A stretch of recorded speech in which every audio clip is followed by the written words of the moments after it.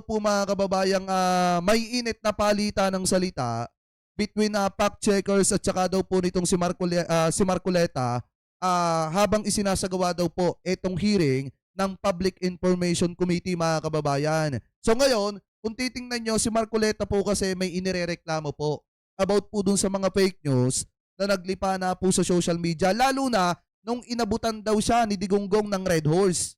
Yun po ang isa sa pinaka-inirereklamo po niya. So ngayon mga kababayan, eto. Haba kasing nag-aano si Senator Rodante Marcoleta, haba pong nagrereklamo siya, mapapansin nyo na napapatawa na lamang po etong si Tito Sen. Eto, pakinggan po natin at panoorin po natin mga kababayan.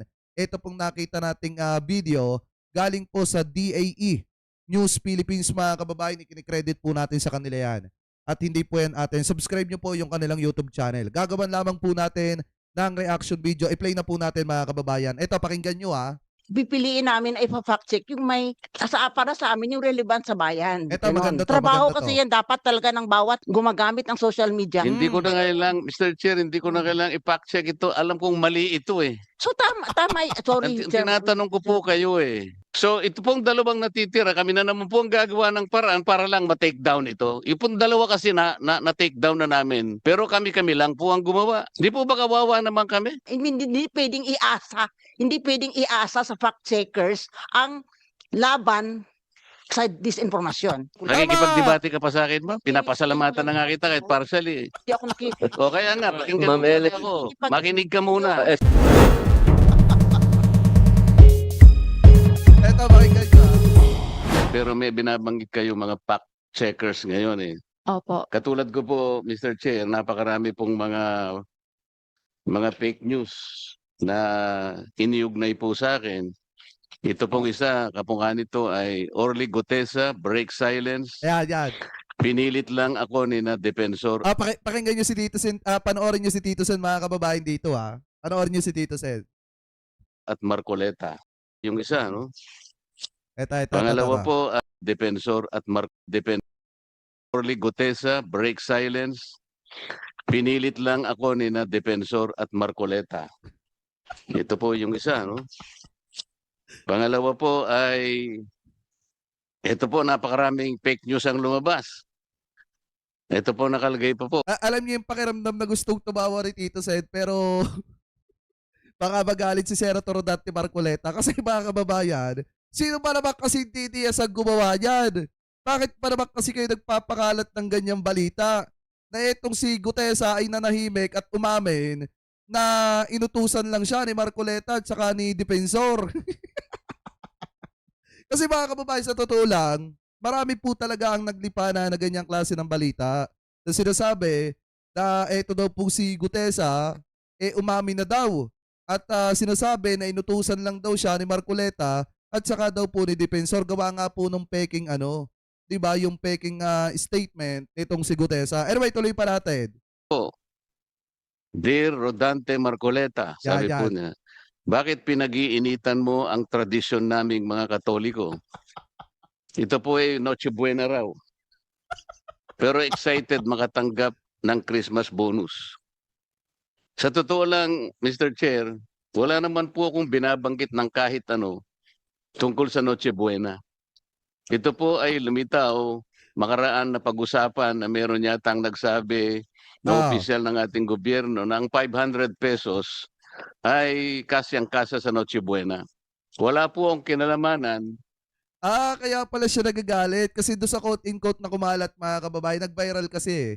Sabi dito ni Marcoleta daw, alisin natin ang Noche Buena, dagdag gastos lang iyan.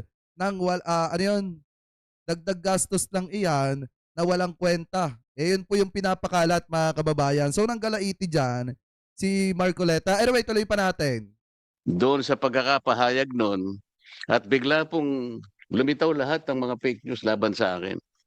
Yan po yung pangalawa. Ang pangatlo po, ayaw po talagang tumigil. Ilagyan po ako ng litrato. Parang inaabutan ako ng Red Horse ni dating Pangulong Duterte. Ayan po. Alam naman po nila na Kaya mga kababayan sorry. Siya na mismo ang natatawa doon sa kanyang reklamo eh. Sorry mga kababayan ha. Siya na mismo ang natatawa doon sa kanyang reklamo. Kasi nga naman mga kababayan, tignan nyo nga naman kasi, kung titignan nyo, talagang ano eh, talagang parang totoong totoo na inabutan ng Red Horse ni Digonggong ito pong si Rodante Marcoleta. Eh ano, siya na mismo natatawa doon sa kanya reklamo. Parang inaabutan ako ng Red Horse ni dating Pangulong Duterte. Ayan po. Alam naman po nila na iglesia po ako, hindi po kami umiinom ng kahit anong alak o anong inuming nakalalango. Ayan po. At ang pangapat po, ayan na naman. Ah, Kapapasok lang, sabi po, Mr. Chair. ito. Yari na, Marcoleta, na bigla sa mabigat na hatol sa kanya. Tanggal na siya sa Senado. Paano naman po kayo magiging masaya sa ganito? Kaya po, ganito kasidhi po ang pagtatanong ng ating chairman at nandito po ang ating Senate President Ah, at nandito po ang pinakasikat sa social media, si Senator Rapi Tulfo. Lahat po kami ay nagrereklamo sa nangyayari. Ako po bilang, siguro, kailangan ko rin pong ipagtanggol ang sarili ko, Mr. Chair. Hindi, alam niyo kung bakit ginagawa ng fake news etong si Senator Rodante Marcoleta? Kasi unang-una, nagalit kasi ang mamamayang Pilipino dun po sa statement ni Gutesa. Nakalaunan ay lumabas mga kababayan na parang parang minaniubra. Ano po, lalo na yung ginawa nila kung paano nila ipakilala etong si Gutesa. Nakalaunan ay hindi na alam kung nasa saan na bang lupalop etong si Gutesa. At ang isa pa dyan mga kababayan, kaya po nanggagalaitan ang taong bayan kasi hanggang ngayon, wala pa yung 2,000 na kuryente pababa na libre. 'Di ba? Yan yung isa sa mga dahilan kung bakit kung bakit pinupunteriya si Senator Rodante Marcoleta. Biruin nyo, pinapakalat tinanggal na daw sa Senado si Marcoleta, nauna pa kay Senator Bato de la Rosa. Eto, tuloy pa natin. Gumawa po ako ng paraan eh. Yan. Sinaliksik po namin kung sino yung gumagawa nito tungkol kay Gutesa. Napansin po namin at nakuha namin na a certain CDG Media Minds was promoting around 12 ads of the same topic on Meta. Ang registered mobile number ay nakuha po namin, nakarehistro kay Luis Orbon. Na-track po namin yan. At pagkatapos mo na ma-expose ko sa program namin, siya mismo ang nagtanggal. So naunahan po namin ang fact checker. ano yun? DICC. ICCI ba yun? Naunahan po namin ng DICT, mabuti tinanggal po yun. Kasi nakuha po namin yung kanyang pagkakakilanlan, pati yung kanyang telepono, nakuha namin pati yung kanyang baka maano kayo, dalawa yung naka-assign dyan, DICT at saka CICC. Pakitama na lamang po ko kung ako po ay mali. Ano na yun? Marami po eh. Yung kanyang nabablock sa Senator magkakilanlan sa kanya. Yung ginagamit sa Facebook. Yung email address po niya, pati website niya, nakuha po namin. Kaya siya na po ang nagtanggal. Pagkatapos, ito pong Noche Buena, ganun din po ang ginawa namin. At iniulat din po namin sa aming contact sa Singapore na baka sakaling, ito po, inalis niya rin. Grabe, no? Ngunit, ginamit na recycle po para ganun ay makarating na naman sa ibang kaparaanan. Ang problema dito, Mr. Chair, kagaya po na binabanggit ni Yusek Precious kanina, bakit po yung mga fact checkers po na alam natin, ang fact checkers ng Meta ay Vera Piles at saka ang Rappler. Bakit po hindi nyo ma-take down kaagad? Ang ginawa lang po ninyo ay nilabel ninyo na misinformation. At pagkatapos, naging demote na lang. Para sa ganoon ay makita ng kukunting tao na lang. Bakit po ganoon? Paano kayo naging fact checkers? Alam naman po ninyong hindi totoo. Kaya tama po yung sinasuggest nyo, dapat objective yung mga fact checkers. Yung walang kinikilingan, hindi namumulitika. May mga pinapakalat nga yung mga hindi kayo nagreklamo eh. 'Di ba? Yung mga didiset nga may pinapakalat, mga kababayan, alam nyo po ba? Kumuha sila ng larawan ni Presidente. I think napanood nyo na siguro yung sinasabi ko. Kumuha sila ng larawan ni Presidente. May kalong-kalong ata na batang lalaki at batang babae, si PBBM, tapos may katabing isang, ewan ko kung mayor ba yon, mga kababayan, or isang tao din na personalidad.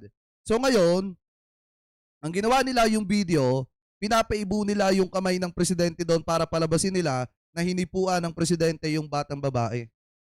Kung tutuusin, mga kababayan, yun po ay fake news. Yun po ay artificial intelligence, dahil pag isinalang nyo po yun sa deep fake, lalabas po yun, mga kababayan, na talagang edited yung video. Wag po kayo magpapapaniwala doon. Anyway, tuloy pa natin. At ito bakit kinakailangan kami po ang gagawa ng paraan? Magsikap kami sa sarili namin para ma-take down lang ito. Sapagkat hindi lang po nakakainis nakakasira po talaga. Kung sa akin lang po siguro, hindi ko masyadong iindahin ito Ininda mo Ang na problema, nga kapag ininda mo na nga, Senator Dante Marcoleta. Ininda nyo na nga po Dahil kung hindi nyo iniinda yan, hindi nyo na kailangan pag-usapan pa yan dyan. Diba, mga kababayan? Pwede mo namang bakit si Tito Sen? Nung may lumabas, mga kababayan, about po do sa 50% na dagdag tax dun sa mga content creator. Diba sinagot agad ni Tito Sen yun? Naglabas agad ng post sa kanyang social media, etong si Tito Sen, mga kababayan, na fake news po yun. At mismong, I think naglabas pa nga ata din ng video eto pong si Tito Sen patungkol po dyan. Bakit hindi mo tularin yung ginawa ni Tito Sen? Na kaysa indahin yan sa ganyan mga pagdinig, sa ganyan mga hearing, mag-post ka na lang din sa social media mo ng na walang katotohanan. Yung mga kumakalat na mga balitang yan laban sa'yo. Ganun lang kasimple. Kaso ang problema, mga kababayan, masyado po ata niyang dinamdam yung mga post laban po sa kanya. Anyway, tuloy pa natin. nakita ng mga tao kahit hindi totoo, pinaniniwalaan po nila Their ability to mislead people, yun po ang masakit sa akin. Sa akin, kahit na hiyain ninyo ako, hindi masyado siguro sa akin yun. Ayoko lang nami-mislead ang mga tao into believing na ito po'y totoo. Malaki pong problema yun Ano po bang pagkakaiba ng misinformation at saka disinformation? Secretary Mon Ilagan, kasi sinabi mo kanina misinformation. Wala po akong nakikitang pagkakaiba ng dalawa na yon. Kung misinformation, they're getting the wrong facts altogether. Disinformation, ganun din. They tried to mislead people. Kahit pagbali-baligtarin nyo yung dalawang salita na yon, iisang kahulugan nun. They will get the facts wrong for people to be misled. Period. Walang mapapakinabang doon. Why can't the fact checkers in the meantime do something?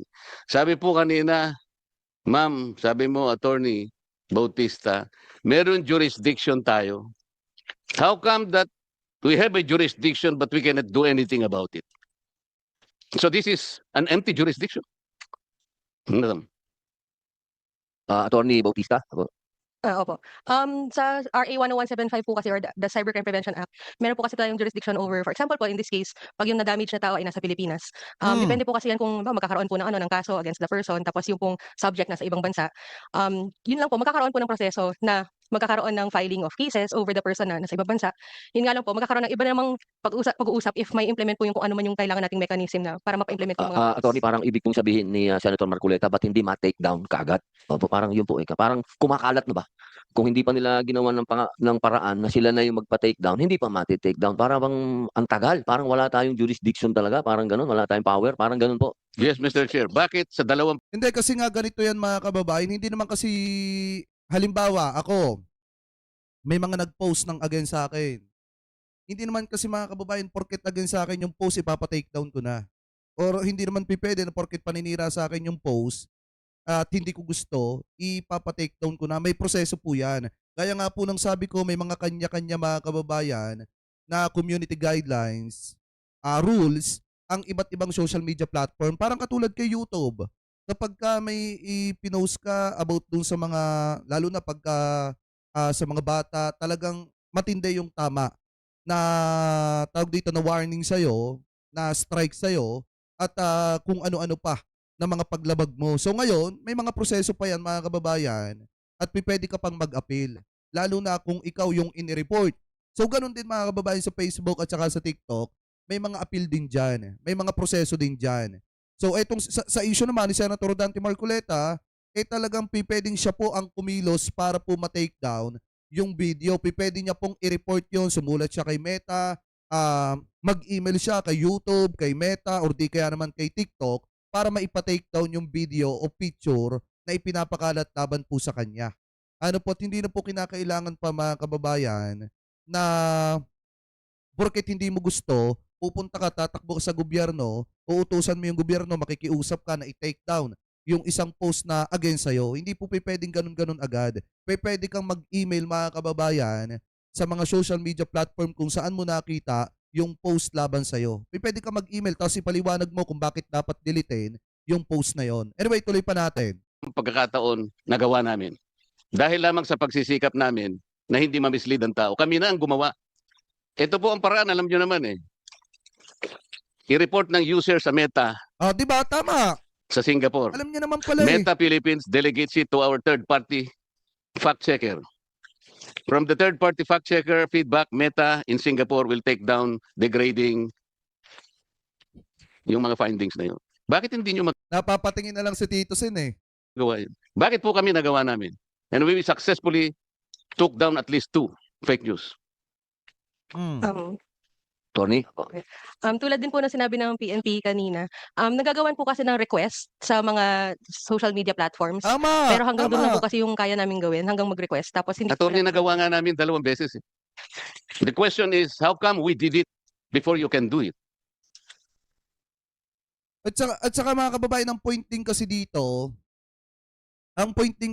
hindi naman pwedeng bantayan lagi ng ating mga ng ating mga kapulisan or ng ating mga taga DICT, CICC, yung si Senator Dante Marcoleta kung may lalabas bang fake news against sa kanya o hindi. Hindi naman kasi minuminuto dapat bantayan itong isang personalidad kung may lalabas ba na baho niya or wala. Yan ay lagi mga kababayan talagang kung sino yung like ako, kung may kumakalat na impormasyon laban sa akin, pwede akong mag-email at magreklamo sa mismong platform kung saan ko nakita yun pong kumakalat na yun. Pwede kong gawin yan mga kababayan. At hindi naman minuminuto na kailangan natin ng agad ng tulong mga kababayan. Ito pong DICT, CICC at ng iba pa. Oo, although naandyan sila at handa silang tumulong anytime, pero di ba kung issue mo naman yon, pwede namang ikaw na rin ang magresolba niyan. Nagawa po namin. Pero ayaw na namin pong gawin dahil dapat kayo pong gumawa to protect us. Ang Diba? dami po ninyo eh. You are there to simply protect people. Mr. Chair, Senator Raffy Tulfo? the permission of Senator Marcoleta, pinag-usapan natin yung mga fact checker dito. Na first of all, I'd like to thank Rappler because there was one instance na I was a victim of fake news and then nagpalabas ang Rappler ng fact checking and napatunayan na fake ngayon. So ang tanong ko, wala bang agency sa ating gobyerno na tinitingnan yung mga fact checking group at kapag napatunayan na talagang fake din, moto proprio, kayo gagawa ng paraan na para ipa-down yun, iti-take down yun. And then number 2, wala bang agency sa ating gobyerno ngayon na nag-check sa itong mga troll farms because itong usong-usong ngayon, itong troll farms. Talamak na talamak to. Are we not doing anything about these troll farms? Salamat Senator Marcoleta. Salamat Senator Mr. Chair. So anybody would like to answer that? Unahin po natin yung ating mga fact checkers. Okay lang sa iyo, Senator Marcoleta? Opo, unahin po natin ang Vera Files. Ayan, yan. Magandang umaga po. Tama, maganda itong hearing kasi at least marami tayong mapaliwanag kung maraming points na ni-raise si Senator Marcoleta. So isa-isahin natin. Isa kasi yung papel ng ano ba yung fact-checking in the first place, 'di ba? Ang fact-checking kasi ay isa yan sa pagsusuri kung tama o mali yung isang post na lumalabas sa social media, di ba? Tama. So, ang trabaho ng dalawa ang official fact checker ng Facebook dito sa Pilipinas, yung Verifiers at saka yung Rappler. Pero ang trabaho ng fact checking ay lahat-lahat na gumagamit ng social media may dapat magiging fact checker, di ba? Hindi ka yung ano yan So parang pinupoint mga kababayan dito ng Verifiles na ang trabaho po kasi mga kababayan ng mga fact checker. Halimbawa ako, nakakita ako ng fake news ni Day Bala. Or di kaya naman ng mga banata pwede kong i-fact check 'yon. 'Di ba? At kapag hindi ako mga kababayan satisfied, pwede kong i-report 'yon. Nakuha niyo yung pinupoint? Lahat tayo pwedeng maging fact checker. Yun po yung pinupoint nila dito. Hindi pwedeng sila lang yung asahan. Tayo lahat pwede po tayo maging fact checker. Kahit nga si Senator Rodante Marcoleta, pwede siyang maging fact checker ng sarili niya. Diba? Anyway, tuloy pa natin. Bawat isa can be a fact checker and should be a fact checker pag gumagamit ka ng social media. So, ang ginagawa sa ano kasi sa fact-checking arrangement, tama yung sinasabi ni Senator Marcoleta na ang fact-checking arrangement namin sa Meta, di ba? Kina-classify namin pag may na ano dito, araw-araw kasi sina-score namin, tinitingnan namin lahat ng mga post sa social media, tsaka alamin namin kung alin doon ang pwede namin ma-fact check. Dami-dami talaga, hindi naman pwede namin kaya lahat. Kaya kailangan talaga Tama. bawat isa sa atin magtulungan at magpa-fact check, ganon. So paano namin kina-classify yung priority, 'di ba? Yung priority na kung anong unahin namin, ganon. Na isa dapat statement of fact, 'di ba? Hindi pwede kami mag-fact check ng opinion o kaya yung fiction, 'di ba? So dapat statement of fact ang aming ipa-fact check. Number 2, dapat relevant. 'Di ba? Yung may kabubuluhan sa bayan, yung away ni Ellen Adarna at ni Derek Ramsey, no? Kung sino nagsasabi ng totoo, hindi naman pakialaman 'yan, 'di ba? So ang Tama. alamin, ang pipiliin namin ay fact check yung may para sa amin yung relevant sa bayan, ganun. Number Madam, 2, let's dapat Senator concentrate. Marcoleta, opo. Let's concentrate, Mr. Chair, on the 4 instances I have cited. Number 1, ito pong ginawa nila tungkol kay Orly Gutesa. Orly Gutesa is a witness in the Blue Ribbon Committee. He was the lone witness. He was the lone witness who connected the dots between Saldico and Martin Romualdez. Ngayon gumawa sila ng fake news. Orly Gutesa break silence. Pinilit lang ako ni Defensor at Marcoleta. So ang ibig sabihin nito, gusto nilang palabasin na yung sworn statement na ginawa ni Gutesa before the Blue Ribbon Committee is a fake one. So hindi ba important? Hindi kasi nga mga kababayan, 'di ba yung sinasabi nga nag-notary na abogado doon po sa sworn statement ni Gutesa, sinasabing hindi po siya ang nag-notary. So ano pong iisipin ng mga kababayan Pilipino po natin? Nakuha niyo yung pinupoint mga kababayan, mismo yung abogado nga sinasabi na hindi niya pirma yun, hindi siya nag-notary noon. Kaya nga mga kababayan, posible pang makasuhan ng falsification, tama ba? Or perjury, ito pong si Senator Rodante Marcoleta kasi nga sablay po yung sworn statement nito pong si Gutesa. So ngayon ituloy pa natin, anong fake news doon? Importante sa inyo na i-fact check nyo ito o hindi? No, you have to answer me. Hindi importante ito. Advice ko lang po, refer niyo po lagi sa chairman. Opo, para po hindi po tayo masyadong uminit, baka umapoy. ginawa ni Yan. Senator Marcoleta, yung nag-fact, maganda yun. Yun talaga dapat gagawin ng bawat tao. Kaya dapat mas marami pa ang katulad ni Senator Marcoleta na siya na mismo ang nagpa-fact check. Trabaho kasi yan dapat talaga ng bawat gumagamit ng social media. Hindi ko na Tama! kailangan, Mr. Chair, hindi ko na kailangan i-fact check ito. Alam kong mali ito eh. So tama, sorry. Sir. Tinatanong ko po kayo eh. So tama po yung So ginawa kami niyo. pa po ang gumawa ng Comment. paraan.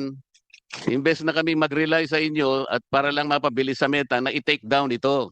Okay, hindi po namin kinu-question kung ano po yung trabaho ng fact checker.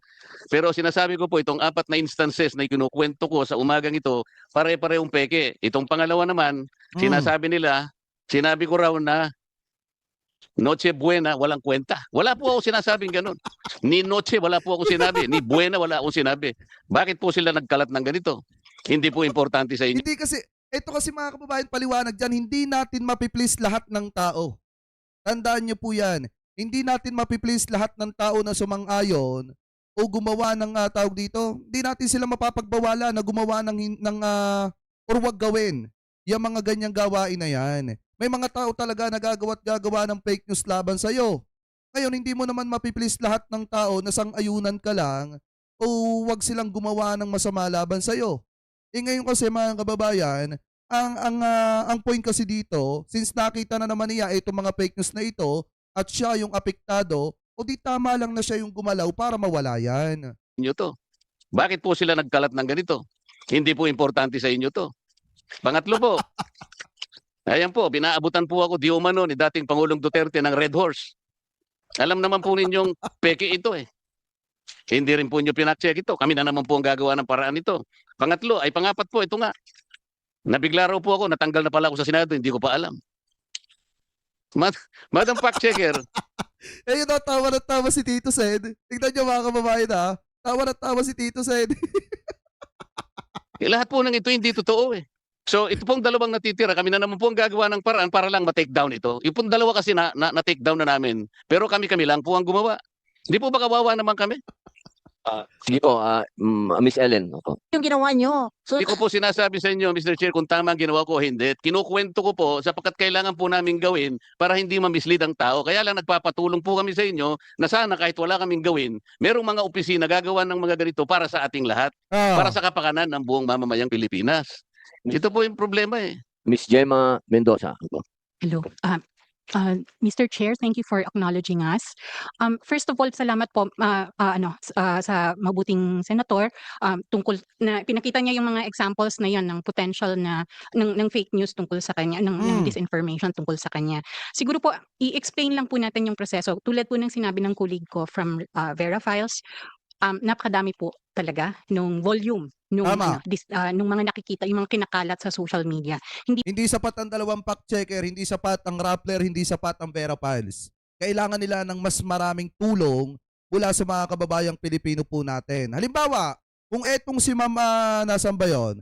Si Ma'am Raquel Sarito, apektado ng fake news laban sa kanya, pwede niyang i-report yun, i-report na lamang. Mag-email siya, mag-message siya, halimbawa, kay Facebook niya nakita, yung fake news laban sa kanya, pwede niya pong i-report yan sa Meta para ma-take down yung post against po sa kanya. Kasi i-explain naman niya doon, i-explain naman po niya doon, ipapaliwanag niya kung bakit dapat i-take down yung post laban po sa kanya.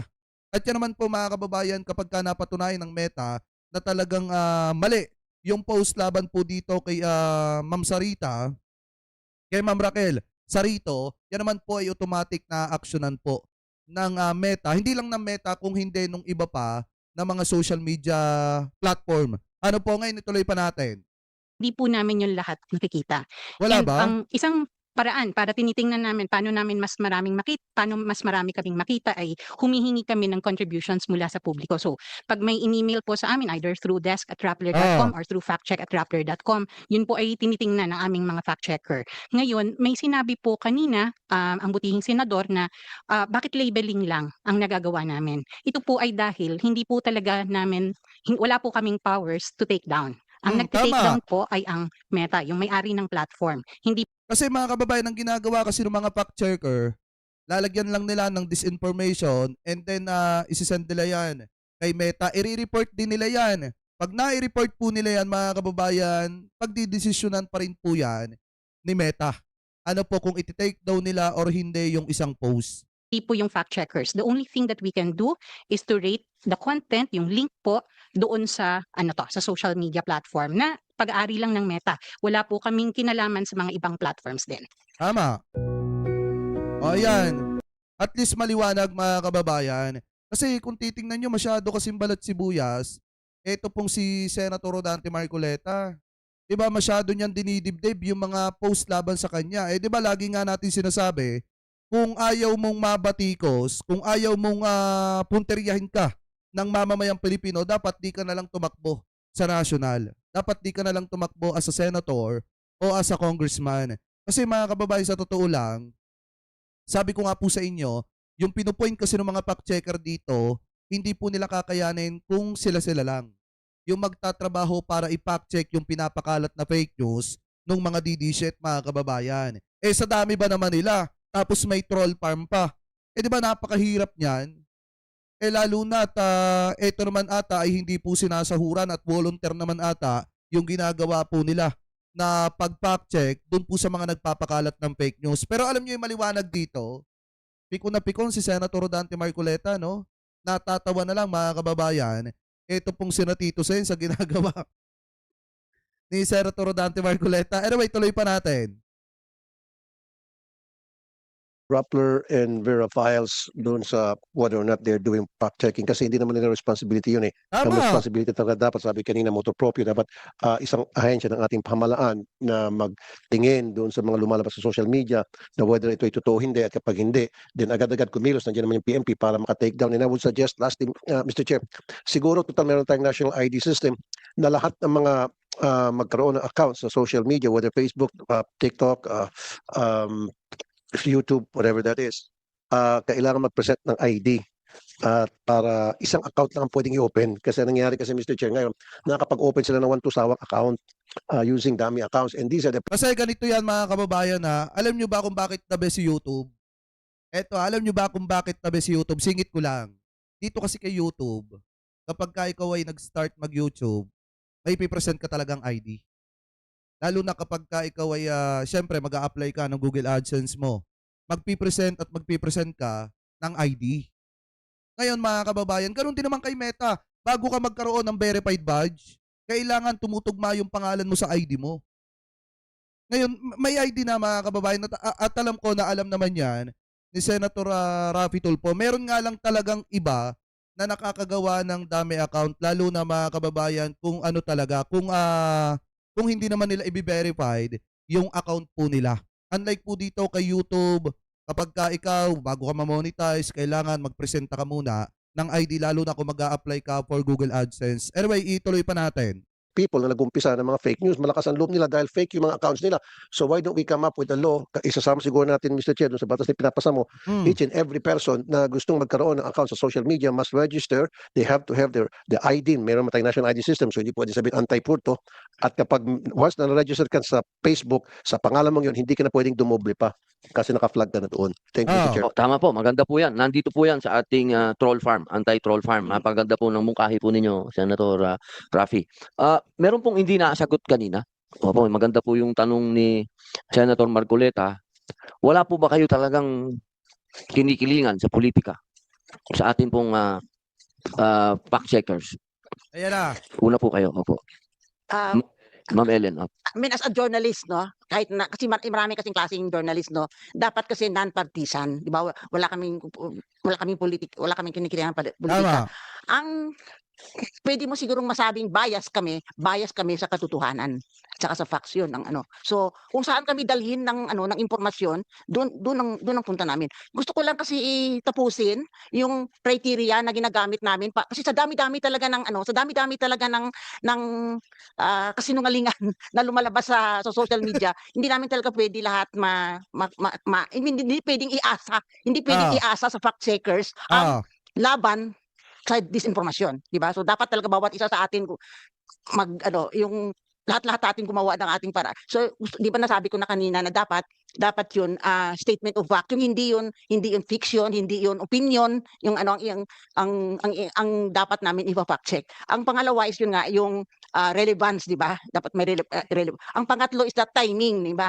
Yung tawag dito yung hindi history ang aming ipafact check na nangyari pa nung panahon pa ni Magellan, di ba? Ganon. So, Kaya nga. yung dapat timely, di ba? Yung isa pa is that Halimbawa po ngayon, Ma'am Ellen, narinig niyo na po kay Senator Marcoleta yung mga bagay na ikinakabahala niya. Yun po ba mabibigyan po ng panahon sa inyo para ma-fact check niyo po yun? oo naman. Opo, yun. Marcoleta, ano po ang masasabi ninyo? Bibigyan daw po nila ng panahon yung 4 na issue sa inyo. Ito pa kasi isa pa kasi Salamat. kailangan yung nasabi namin feasibility. Dapat Ano kayo ngayon? dapat titingnan namin kung kaya namin yan Wala silang magawa. Ano kayo? Hindi makapagsalita kayo si Marcoleta do sa fact checker mga kababayan ng Vera Files. Kasi di ba ito yung mahaba magpaliwanag? Talagang parang Armalite. madibang yung debunk sa Tagalog. Mapawalang Masopla. sa inyo po.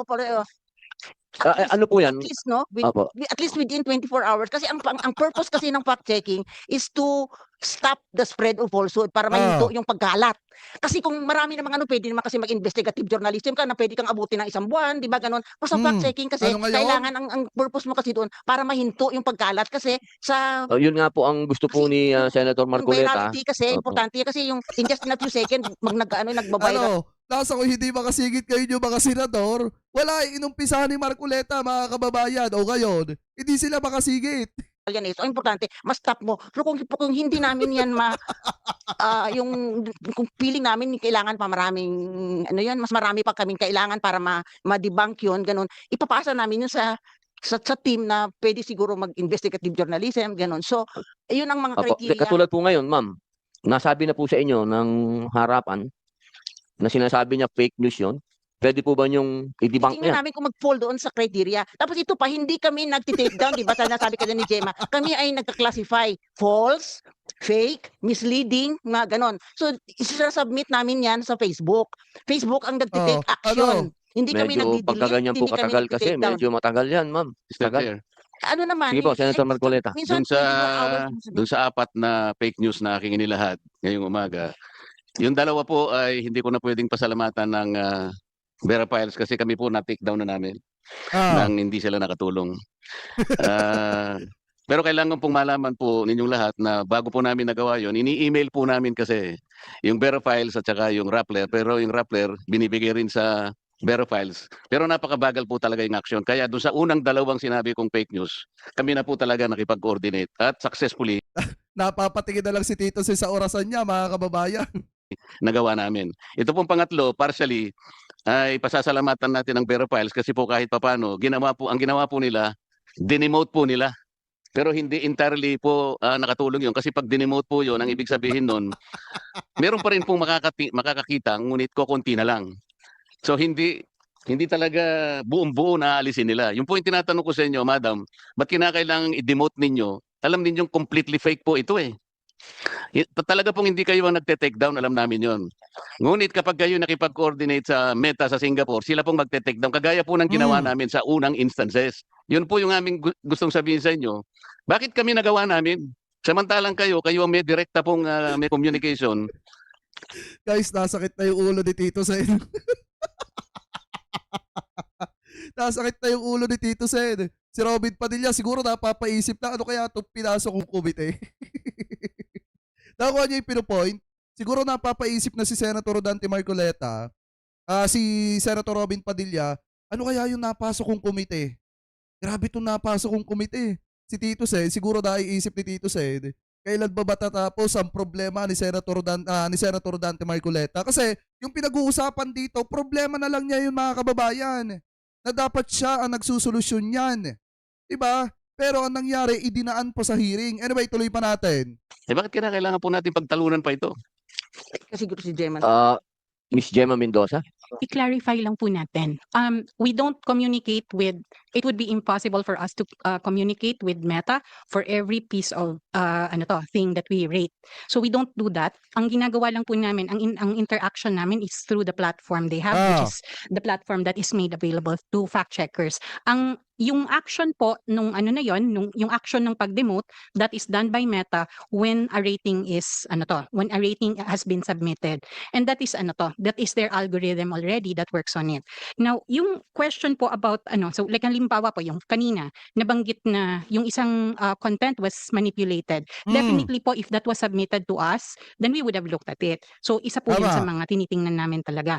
Ngayon, hindi po talaga lahat nagagawa kasi kaunti lang po talaga kami at hindi naman po yun lahat matitingnan ng mga fact check. Mr. Chair, ako po naniniwalang hindi po nyo kaya lahat tingnan.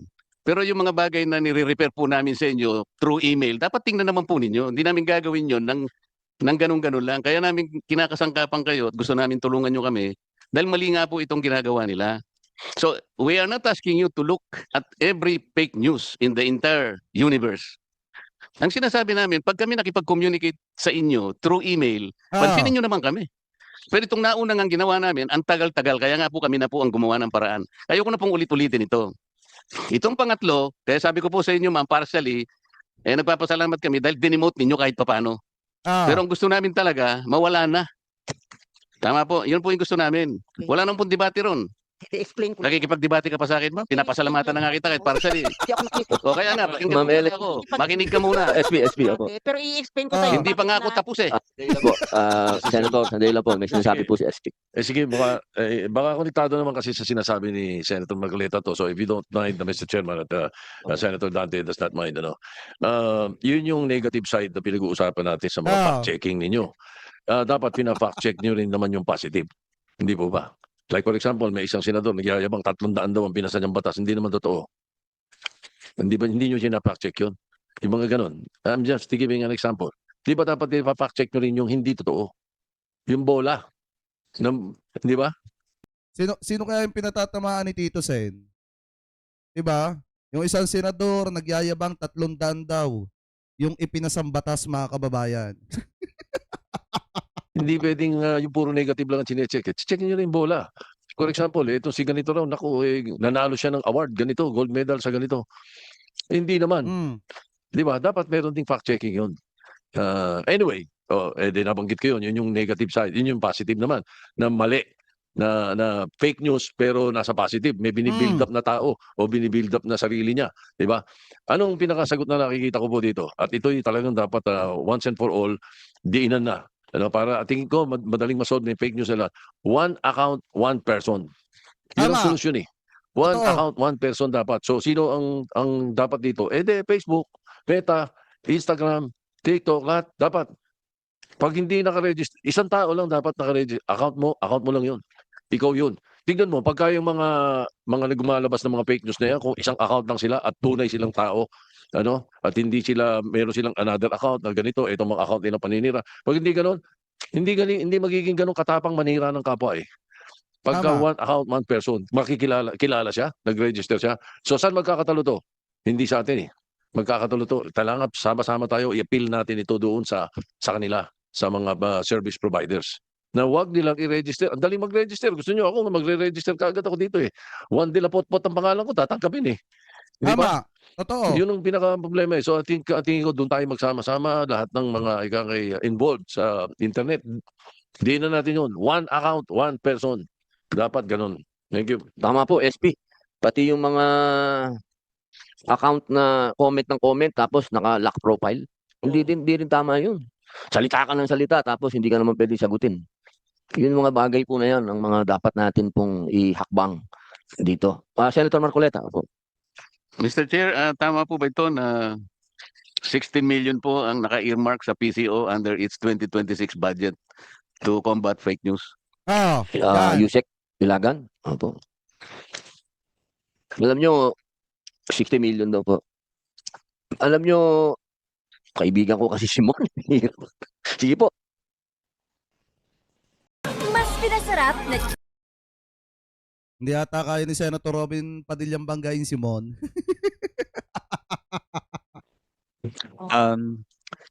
Sorry, sir. I'm just checking lang the data, Senator. We're just fact checking the data, but there's no specific Kasi about the po, fake news. kaya po tinatanong ito dahil kung hindi po nyo matitake down ng mga fake news na nire-report namin, nandito po ang ating Senate President. Baka tanggalin po niya yan. Mm. Ilagay na lang po natin sa makakatanggal po ng mga fake news sa madaling panahon. Hindi po yung nagtatagal. Habang nag-aantay po, mag-aantay We're po just tayo checking po, Senator. ng sagot po ninyo.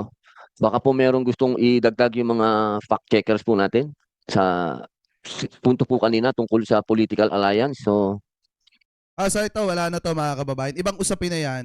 So umaliwanag kasi dito, di ba, nag-viral nga yung mga fake news about po kay Senator Dante Marcoleta. Ano po, tsaka mapapaisip kayo siya talaga yung pinupunteriya. Ano po ng mga fake news mga kababayan dahil nga siguro baka yung iba mga kababayan Pilipino natin sa sobrang inis na kay Senator Dante Marcoleta, sila na mismo ang gumagawa ng kasiraan ni Senator Dante Marcoleta. Ang matindi nga lang dito mga kababayan, masyadong dinidibdib ni Senator Dante Marcoleta yung mga paratang laban po sa kanya. Kung mapapansin nyo naman, medyo sa kanya na rin naman ang galing na siya nagagawa niya magpa-take down. Ang problema dito, bakit hindi niya nalang ipina-take down lahat yung mga nakita niyang negative? Ano po laban sa kanya? yung mga paninira, yung mga fake news, laban po sa kanya mga kababayan. Bakit kailangan niya pandalhin dito sa pagdinig? Kaya kasi tumatagal mga kababayan yung usapin Kasi yung personal na problema ng isang senador dinadala nila dito po sa hearing ng Senado. Kaya kung titingnan nyo, tama rin yung sinabi ni Tito Sen na ang pinakasolusyon dyan, one person, one account sa Facebook. One person, one account. Kasi sa YouTube naman mga kababayan, kahit gumawa tayo ng dami account, kailangan pa rin naman yung ID natin. Lalo na kung gagawa ka ng Google AdSense ulit.